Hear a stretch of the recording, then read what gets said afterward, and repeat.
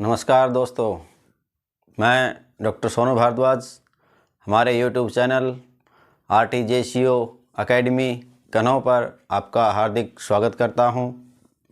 अभी Indian army के लिए जो धर्मगुरु की जो वैकेंसी निकली हुई है, कोर्स नंबर 91 एंड 92, 91 और 92, इस कोर्स के लिए जो टोटल वैकेंसी निकली है RTJCO पंडित की,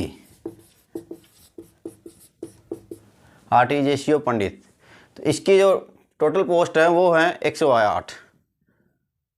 तो मैं उम्मीद करता हूँ कि अभी आपका फिजिकल, मेडिकल और डॉक्यूमेंट वेरिफिकेशन हो चुका है आप सभी का, और आप सभी मेहनत कर रहे हो रिटन एग्ज़ाम के लिए, जो कि फरवरी मास के अंदर निर्धारित है, फरवरी में होना है, उसकी तैयारी कर रहे हो। तो क्या क्या सिलेबस रहेगा तैयारी करने के लिए, क्या क्या आपको पढ़ना है, उसके लिए हम डिस्कस हमारी जो पिछली वीडियोज़ है उनमें कर चुके हैं। क्या सिलेबस है, आपको क्या क्या पढ़ना चाहिए। तो हमारा ये मानना है कि आपको सरल से कठिन की ओर जाना है। सबसे पहले आप पढ़िए, जो आपको कंठस्थ है, जो आपको आता है उसको पढ़ेंगे, आपका पुनराभ्यास भी हो जाएगा और वो जो सिलेबस है उसके अकॉर्डिंग आप तैयारी भी कर रहे होंगे। ये दोनों काम आपके साथ साथ हो जाएंगे। लेकिन अगर आप कभी ये किताब उठाते हो फिर दूसरी उठाते हो, ऐसा नहीं है, आप टॉपिक वाइज चलिए। इससे क्या होगा कि आपका जो कॉन्फिडेंस है, आत्मविश्वास है, वो बढ़ जाएगा और आप परीक्षा के अंदर नेगेटिव मार्किंग से बच जाएंगे। और दूसरा ये है कि आप जो परीक्षा देंगे उसमें आपको 50 में जो क्वेश्चन आते हैं कि दूसरे एग्ज़ाम में जो हमारा द्वितीय प्रश्न पत्र होता है, द्वितीय प्रश्न पत्र के अंदर उसमें आप 35 अगर स्कोर कर लेते हैं, क्योंकि नेगेटिव मार्किंग है, इसमें बहुत हो जाएंगे और आप साक्षात्कार के लिए एलिजिबल हैं, आप योग्य हो जाएंगे। और इससे एक दो कट ऑफ जो है मार्क्स, एक दो मार्क्स ऊपर नीचे होती है। इसके साथ साथ आपको जो प्रथम प्रश्न पत्र है उस पर भी थोड़ा ध्यान देने की आवश्यकता है, क्योंकि 50 जो क्वेश्चन आएंगे उसमें एक जो क्वेश्चन होगा, यानी कि जो प्रत्येक क्वेश्चन है उसके लिए जो अंक निर्धारित है वो 2 हैं। यानी कि अगर हम 50 क्वेश्चन आते हैं तो टोटल ये 100 मार्क्स का हो जाएगा।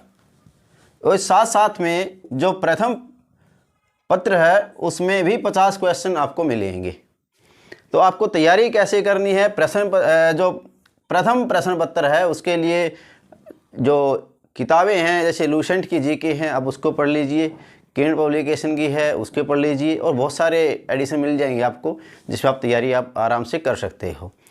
तो रही बात दूसरे जो प्रश्न पत्र है हमारा द्वितीय, उसकी तैयारी के लिए हम वीडियो बना रहे हैं जिसमें आपको अच्छे से टॉपिक वाइज आपको यहाँ पे सिलेबस आपका कवर होगा। तो हमारी जो पहली वीडियो रहेगी ये आसान है बिल्कुल, जिस पे हम बना रहे हैं वो है नित्य कर्म पूजा प्रकाश, नित्य कर्म पूजा प्रकाश। क्योंकि अगर हम चलेंगे सरल से कठिन की ओर तो हमारी तैयारी बहुत अच्छी हो जाएगी। इसमें से आपको जो नित्य कर्म पूजा प्रकाश है उसमें से आपको 2 से 3, ये तो कम से कम है कि 2 से 3 तो आपको फंसेंगे, इसमें क्वेश्चन आएंगे ही आएंगे। क्योंकि ऐसा कोई एग्ज़ाम नहीं गया है जिसमें से नित्य कर्म में से आपको क्वेश्चन देखने को न मिले हों। तो जो क्वेश्चन आए हैं पहले हम उसको भी कवर करेंगे, कौन से ईयर में आया है और कैसे आ सकते हैं, वो क्वेश्चन भी हम बताएंगे कि कैसे क्या करना है। यकीन मानिए यहाँ जो आपको कंटेंट मिलेगा वो किसी भी यूट्यूब चैनल पर नहीं मिलेगा आपको।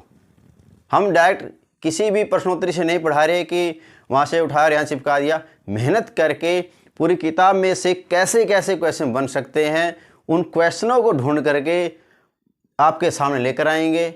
आप अंत तक जरूर देखिएगा। तो चलो शुरू करते हैं हमारी ये नित्य कर्म पूजा प्रकाश प्रश्नोत्तरी। पहला प्रश्न है कि मनुष्य एक दिन में कितनी बार श्वास लेता है। यानी कि एक दिन 24 घंटे में 24 घंटे के अंदर मनुष्य कितनी बार श्वास यानी कि सांस लेता है, सांस कितनी बार लेता है? तो ये लेता है 21,600 बार, 21,600 बार। जो ये प्रश्न है कि मनुष्य एक दिन में कितनी बार श्वास लेता है, ये प्रश्न आया हुआ है और ये आया कौन से साल में है? ये 2015 के पेपर में आया हुआ है।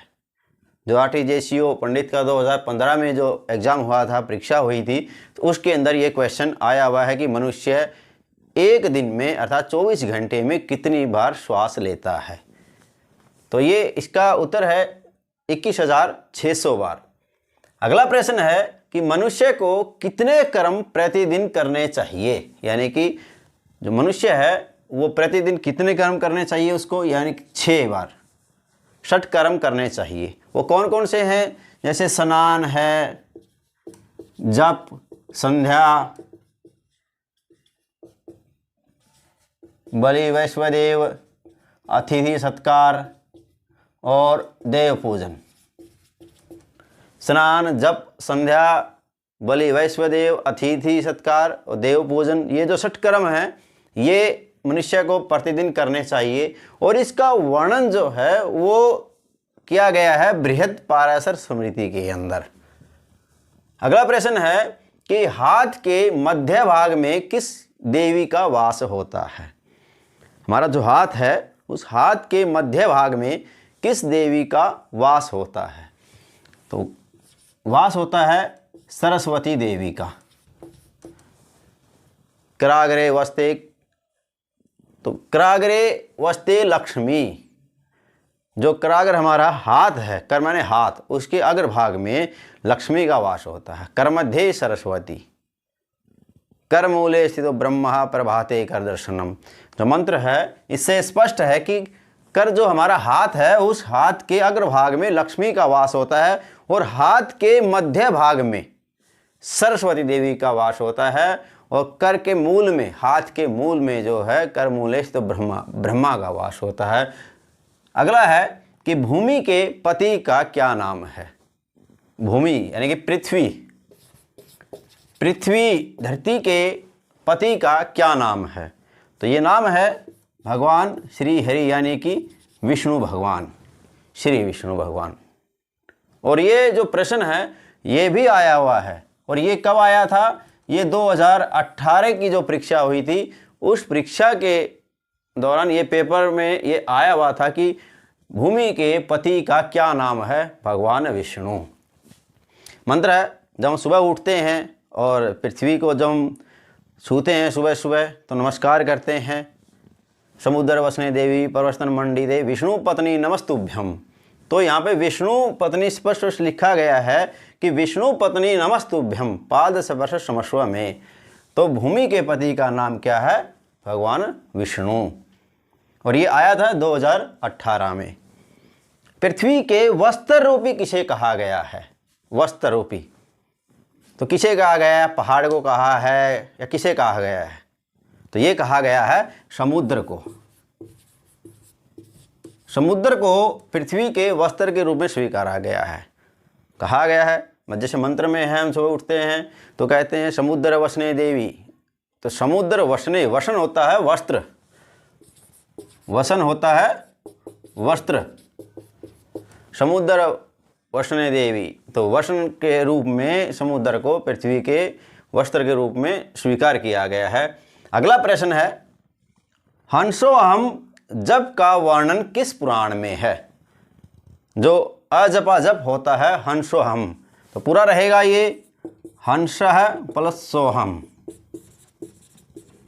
तो ये किस पुराण में इसका वर्णन किया गया है? तो ये किया गया है अग्नि पुराण के अंदर। किस पुराण के अंदर? अग्नि पुराण के अंदर। इस जप के द्वारा, जो अजपा जप होता है, इसके द्वारा ब्रह्म का जप होता है। और इसका हम करते हैं, जैसे मैं आपको उदाहरण देता हूँ। जब हम प्रैक्टिस कर रहे होते हैं, रनिंग कर रहे होते हैं, दौड़ लगा रहे होते हैं, जब हमारी सांस फूल जाती है तो उस सांस फूलने में जब तेज तेज सांसें चलती है तो उस समय हंसोहम ऐसे करते हैं तो उस समय हंसो हम का जप लगातार होता रहता है। अर्थात हम दूसरे शब्दों में कहें तो दिन भर हम श्वास लेते हैं तो उस समय जो ऐसा जप जो अजपा जप होता है, सारा दिन इसका हम जप करते रहते हैं, वो ब्रह्म का जप होता रहता है। तो इस जप का वर्णन जो है वो अग्नि पुराण में कहा गया है। स्वर कितने हैं? सबको पता है स्वर कितने हैं? 7। इसको हम ऐसे लिखते हैं कि सा रे गा मा पा धा नी, ये 7 स्वर हैं। अगर इनका विस्तार से देखेंगे तो सा का अर्थ होता है षडज, रे होता है ऋषभ, और गा से होता है गांधार, और मां से जो स्वर बनता है वो होता मध्यम, और पा से जो स्वर बनता है वो स्वर होता है पंचम, और धा से जो स्वर होगा वो होगा धैवत, और नी से जो स्वर बनता है वो होता है निषाद। ये हमारे 7 स्वर हैं। अधोलोक कितने हैं? तो अधोलोक है 7, और ये कौन कौन से हैं? पहला है अतल, दूसरा रहेगा सूतल, वीतल, तलातल,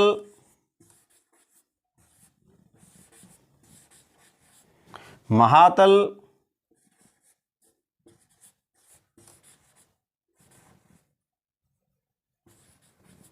रसातल,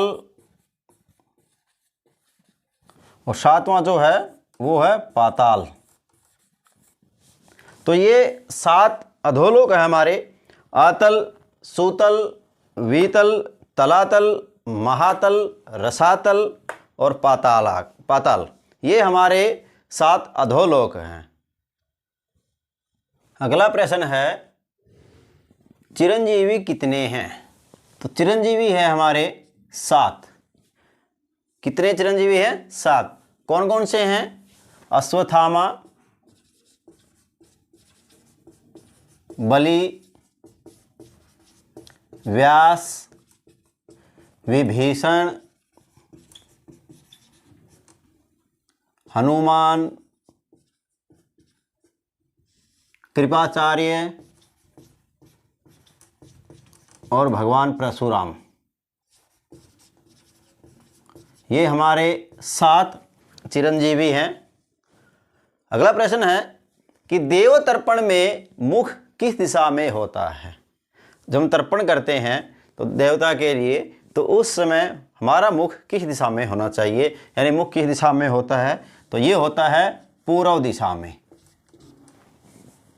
अगला प्रश्न है देव तर्पण में कितनी जलांजलि छोड़ते हैं? जब हम जल की जो अंजलि छोड़ते हैं, जल देते हैं, उसमें हम कितनी देते हैं देव तर्पण में? तो वो देते हैं 1, यानी कि 1 जलांजलि हम देते हैं। अगला प्रश्न है कि देव तर्पण में अंगोछा किस ओर होता है, यानी कि कंधे कौन से कंधे पर होता है, दाएं या बाएं? तो ये रहेगा हमारा, इसका उत्तर रहेगा बाएं कंधे पर, बाएं कंधे पर। अगला प्रश्न है कि ऋषि तर्पण में मुख किस दिशा में होता है? तो इसमें हमारा मुख रहेगा उत्तर दिशा में। अगला प्रश्न है कि ऋषि तर्पण में कितनी जलांजलि देते हैं? तो देव तर्पण में हमने जलांजलि दी थी 1, और यहाँ ऋषि तर्पण है तो ऋषि तर्पण में हम जलांजलि देते हैं 2 जलांजलि देते हैं। 2 जल की जो अंजलि है वो जल में छोड़ते हैं। अगला प्रश्न है कि ऋषि तर्पण में हाथ के कौन से तीर्थ से जलांजलि देते हैं? जब हाथ से देते हैं तो हाथ में तीर्थ होते हैं, तो कौन से तीर्थ से हम जलांजलि देते हैं ऋषि तर्पण में? तो ये है प्रजापति तीर्थ, प्रजापति तीर्थ, इसको हम काय तीर्थ भी बोलते हैं। अगला प्रश्न है कि पितृतर्पण में मुख किस दिशा में होता है। तो देवतर्पण में हमारा मुख था पूर्व की ओर, ऋषि तर्पण में हमारा मुख था उत्तर की ओर, तो पितृतर्पण में मुख किस दिशा में होता है। तो इसका उत्तर रहेगा दक्षिण दिशा में। अगला प्रश्न है कि पितृतर्पण में कितनी जलांजलि देते हैं। तो देवतर्पण में हमने 1 दी थी, ऋषि तर्पण में 2 और पितृतर्पण में जलांजलि कितनी देंगे, ये देंगे 3। और जो ये प्रश्न है कि पितृतर्पण में कितनी जलांजलि देते हैं, ये प्रश्न 2017 में आया हुआ है, यानी कि 2017 का जो पेपर हुआ था उस पेपर में ये क्वेश्चन आया हुआ है कि पितृतर्पण में कितनी जलांजलि देते हैं। तो इसका उत्तर रहेगा 3। इसके बाद हाथ के अग्रभाग में कौन सा तीर्थ होता है। जो हमारा हाथ होता है, हाथ के अग्रभाग में यानी कि ऊपर उंगलियों के ऊपर, ये जो हमारी उंगलियां हैं, इन उंगलियों के ऊपर कौन सा तीर्थ होता है। तो ये तीर्थ होता है देव तीर्थ। क्या बोला जाता है इसको, देव तीर्थ। अगला प्रश्न है कि हाथ के मध्य भाग में कौन सा तीर्थ होता है। तो हमारा जो हाथ है, इस हाथ के मध्य भाग में यहाँ पर कौन सा तीर्थ कहा गया है। तो ये है हमारा अग्नि तीर्थ।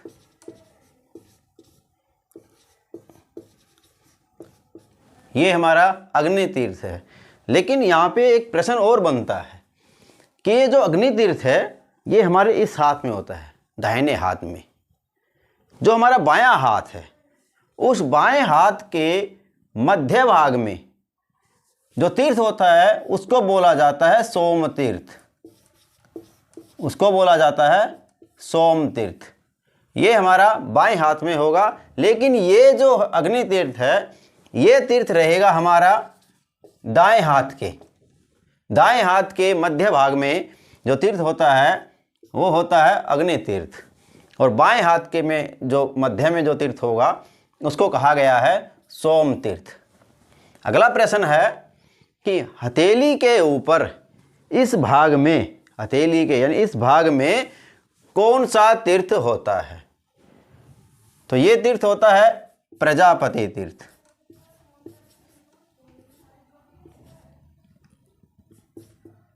ये तीर्थ होता है प्रजापति तीर्थ, जिसको हम काय तीर्थ भी बोल देते हैं।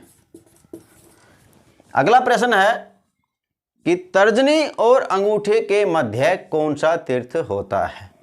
तर्जनी जो हमारे हाथ की ये वाली जो उंगली है, और इस अंगूठे के मध्य इस भाग में हाथ के, तो इसमें कौन सा तीर्थ होता है। तर्जनी और अंगूठे के मध्य कौन सा तीर्थ होता है। तो ये होता है पितृ तीर्थ। कौन सा तीर्थ होता है, पितृ तीर्थ। पितृ तीर्थ बोला गया है। अगला प्रश्न है कि हाथ के मूल भाग में कौन सा तीर्थ होता है। तो हाथ के मूल भाग में होता है ब्रह्म तीर्थ। मूल भाग में, यहाँ पर मूल भाग, इसमें कौन सा तीर्थ होता है, ये होता है ब्रह्म तीर्थ।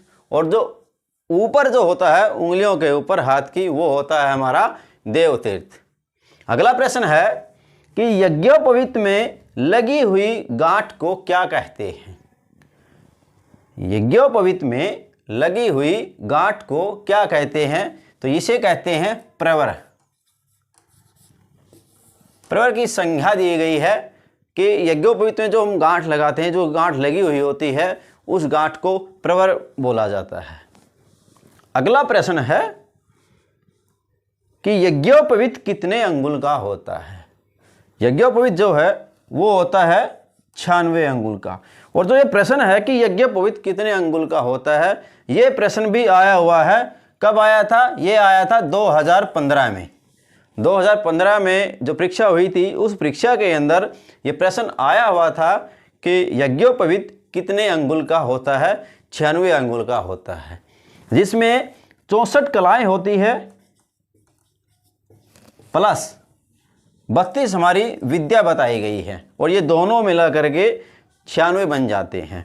और 32 विद्याएं कौन कौन सी है, जिसमें हमारे 4 वेद होंगे और 4 हमारे उपवेद होंगे।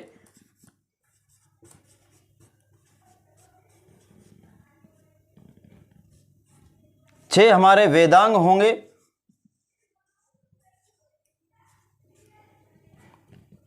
प्लस 6 हमारे दर्शन, 3 हमारे सूत्र होते हैं और प्लस 9 हमारे उपनिषद, 9 हमारे उपनिषद होते हैं। और ये टोटल हो जाते हैं 32, यानी कि ये 32 प्रकार की विद्याएं हैं और 64 कलाएं। तो ये जो 96 है ये इनका प्रतीक है कि यज्ञोपवीत में कितने अंगुल, यज्ञोपवीत कितने अंगुल का होता है। तो यज्ञोपवीत 96 अंगुल का होता है और ये प्रश्न आया हुआ है 2015 में। इसके बाद अगली जो हमारी वीडियो होगी वो नित्यक्रम प्रश्नोत्तरी के बारे में ही होगी। तो हमारी ये वीडियो आपको कैसे लगी कमेंट बॉक्स में कमेंट करके ज़रूर बताएं। हमारी इस वीडियो को लाइक करें, शेयर करें, सब्सक्राइब करें, ताकि आपको हमारा जो अगली वीडियो का नोटिफिकेशन है वो जैसी अपलोड होगी आपको मिलता रहे। और आप मेहनत कीजिए, और मेहनत का कोई शॉर्टकट नहीं होता है। आप पढ़ते रहिए, लगातार अभ्यास करिए, और इन वीडियोस को देख करके आप चाहे किसी भी चैनल की देख लेना, वो आप प्रैक्टिस कीजिए कि आपको तैयारी कितनी हुई है, उसके इन वीडियोस से आपका आंकलन भी हो जाएगा। तो मिलते हैं हमारी अगली वीडियो में। जय हिंद, जय भारत, नमस्ते, धन्यवाद।